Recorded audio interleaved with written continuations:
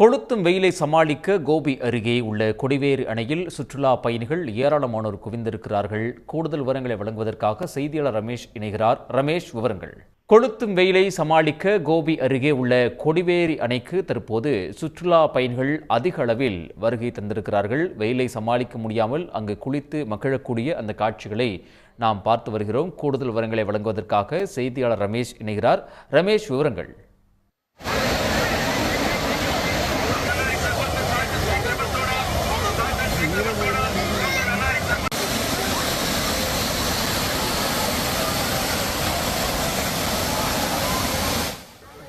ரமேஷ், கொடிவேரி அணை பகுதியை பொறுத்த வரைக்கும் சுற்றுலா பயணிகளுடைய வருகை அப்படிங்கிறது எந்த அளவுக்கு இருக்கு? வணக்கம் சார். வழக்கமா பாத்தீங்கன்னா உங்களுக்கு ஏப்ரல் மாத இறுதியிலோ மே மாத தொடக்கத்துல தான் வெயிலோட தாக்கம் அதிகமா இருக்கும்.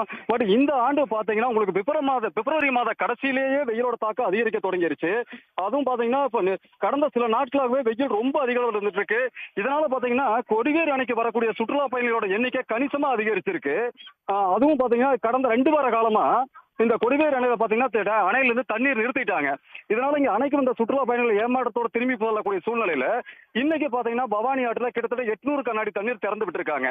இதனால இப்ப அணையில பாத்தீங்கன்னா உங்களுக்கு ஒரு சில்வர் ஃபால்ஸ் மாதிரி வெள்ளியறி மாதிரி தண்ணீர் கிட்டத்தட்ட ஒரு 300 மீட்டர் நீளத்திற்கு அருவி போல தண்ணீர் விழுந்துட்டு இருக்கிறதுனால இன்னைக்கு சுற்றுலா பயணிகளோட எண்ணிக்கை கிட்டத்தட்ட ஒரு 5000க்கும் மேற்பட்டவர் வந்துட்டு இருக்காங்க. இங்க அணையில இருந்து பாத்தீங்கன்னா விழுகிற தண்ணியில பெண்கள் குழந்தைகள் பாதுகாப்பாக குளிச்சுட்டு இந்த தண்ணியை விட்டு இந்த வெயிலோட தாக்கத்துக்கு அணையை விட்டு வெளியேற முடிய மனம் இல்லாம இந்த அணையிலேயே பல மணி நேரமா குளிச்சுட்டு இருக்கக்கூடிய காட்சி கூட இப்ப நம்ம பார்த்துட்டு இருக்கோம். அதே மாதிரி இந்த அணையில குளிக்கக்கூடிய சுற்றுலா பயணிகள் பாத்தீங்கன்னா இங்க குளிச்சு முடிச்சுட்டு அணையோட மேல் பகுதியில பரிசல் பயணம் உற்சாகமா குடும்பத்தோட குறிப்பா லைஃப் ஜாக்கெட் எல்லாம் போட்டு பாதுகாப்பான ஏற்பாடுகளோட அணையோட மேல் பகுதியில பரிசல் பயணத்தையும் மேற்கொள்றாங்க. அதே மாதிரி அணையோட கீழ் பகுதியில பாத்தீங்கன்னா மணல் பரப்பு பாத்தீங்கன்னா கிட்டத்தட்ட கடற்கரை போன்ற ஒரு மணல் பரப்பே இருக்கு. பெரிய அளவில் அந்த மணல் பரப்புல உற்சாகமா குடும்பத்தோட அமர்ந்து விளையாடியும் இந்த கோடை வெயில தாக்கத்துல தணிச்சுக்கிறதுக்காக இந்த விடுமுறையை உற்சாகமா கழிச்சுட்டு இருக்காங்க.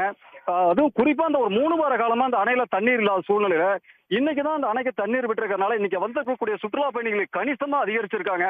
அதுவும் ஈரோடு மாவட்டத்தில இருந்து மட்டும் இல்லாம பாத்தீங்கன்னா சேலம், கரூர், கோவை, திருப்பூர் உள்ளிட்ட பல்வேறு மாவட்டங்களில் இருந்து கிட்டத்தட்ட ஒரு 5000க்கும் மேற்பட்ட சுற்றுலா பயணிகள் இந்த அணைக்கு வந்திருக்காங்க.